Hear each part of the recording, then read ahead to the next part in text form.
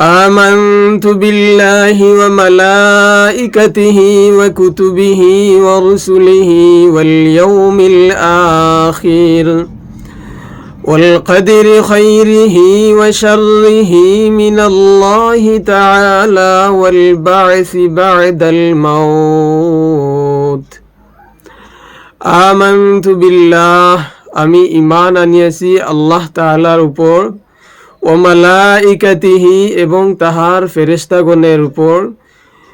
ও কুতুবিহি এবং আসমানি সমস্ত কিতাবগণের উপর অর্থাৎ আসমানি যে সমূহ কিতাব আল্লাহ তাআলা অবতীর্ণ করিয়েছেন সেই সমূহ কিতাবের উপর আমি ঈমান আনিয়াছি ও রসুলিহি এবং রসুলগণের উপর ওয়াল ইয়াউমিল আখির এবং শেষ বিচারের দিবসের দিনের উপর অর্থাৎ কিয়ামতের দিনের উপর আমি ঈমান আনিয়াছি ওয়াল কাদরি খাইরিহি ওয়া শাররিহি মিনাল্লাহি তাআলা এবং তকদিরের উপর অর্থাৎ ভালো মন্দ যা কিছু হয় আমার জীবনে যা কিছু হয়েছে এবং ভবিষ্যতেও যা কিছু হবে সব কিছু আল্লাহের পক্ষ হইতে হয় এই সমস্ত কথার উপর আমি বিশ্বাস করেছি আমি ঈমান আনিয়েছি ওয়াল বা'সি বা'দাল মাউত এবং মৃত্যুর পর আল্লাহ তাআলা আমাকে আবার পুনরায় জীবিত করবেন এই কথার উপর আমি কি করেছি ঈমান আনিয়েছি বিশ্বাস করিয়েছি এই 7টি কথার উপর যদি আমরা ঈমান আনতে পারি তাহলে আল্লাহর নবী মুহাম্মদুর রাসূলুল্লাহ সাল্লাল্লাহু তাআলা আলাইহি ওয়াসাল্লাম বলেছেন আমরা হইব তখন মুমিন সো প্রিয় ভাই দেখেন যে আল্লাহ তাআলা এই পৃথিবীতে অসংখ্য অগণন নবী রাসূলদেরকে প্রেরণ করিয়াছেন মানব জাতির হেদায়েতের জন্য মানব জাতির কল্যাণের জন্য এবং যুগে যুগে নবীরা এসে মানব জাতির পিছনে মেহনত করেছেন তারা মানব জাতিকে হেদায়েতের জন্য মানব জাতিকে আহ্বান জানিয়েছেন তারা কি করেছেন আপ্রাণ চেষ্টা করিয়েছেন যে মানব জাতি হেদায়েতের পথে আসুক তো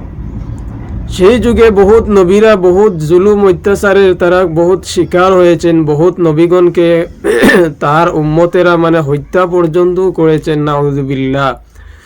কিন্তু আল্লাহ সুবহানাহু ওয়া তাআলার উদ্দেশ্য হলো যে আল্লাহের দ্বীন পৃথিবীর জমিনে বাস্তবায়ন হোক পৃথিবীর জমিনে আল্লাহের দ্বীন কায়েম হোক সকল উম্মত সকল বান্দা আল্লাহর জন্য জান্নাতি হয়ে পৃথিবী থেকে মৃত্যুবরণ করুক অর্থাৎ আল্লাহর একটি উদ্দেশ্য যে আল্লাহের দ্বীন পৃথিবীতে বাস্তবায়ন হওয়ার জন্য আল্লাহ সুবহানাহু ওয়া তাআলা অসংখ্য অগণন নবী রাসূলদেরকে পৃথিবীতে প্রেরণ করেছেন সো প্রিয় ভাই আখেরি নবী জনাবে মুহাম্মদুর রাসূলুল্লাহ সাল্লাল্লাহু তাআলা আলাইহি ওয়াসাল্লামকে আল্লাহে কুল কায়নাতের নবী বিশ্ব মানবতার নবী 18,000 মখলুকাতের নবী বানিয়ে আল্লাহ তাআলা পৃথিবীতে প্রেরণ করেছেন উনিও এসে উম্মতর পিছনে যথেষ্ট মেহনত করেছেন উম্মতদেরকে জাহান্নামের রাস্তা থেকে ঘুরিয়ে এনে তাদেরকে জান্নাতের রাস্তা দেখিয়ে দিয়েছেন তো আমাদের নবী সাল্লাল্লাহু তাআলা আলাইহি ওয়াসাল্লাম বহুত কষ্টের বহুত জুলুম অত্যাচারেরও শিকার হয়েছেন উদ্দেশ্য ছিল মাত্র একটি যে উম্মত জান্নাতি হইতে পারে উম্মত জাহান্নাম থেকে কেন জেনে বা বাঁচতে পারে উদ্দেশ্য একটি ছিল তো প্রিয় ভাই আল্লাহ সুবহানাহু ওয়া তাআলার কাছে দোয়া করি আল্লাহ পাক আমাদের সবাইকে পূর্ণাঙ্গ রূপে ঈমানের উপর চলার তৌফিক দান করুন ওয়া আখিরু দাওয়াহুম আনিল হামদুলিল্লাহি রাব্বিল আলামিন।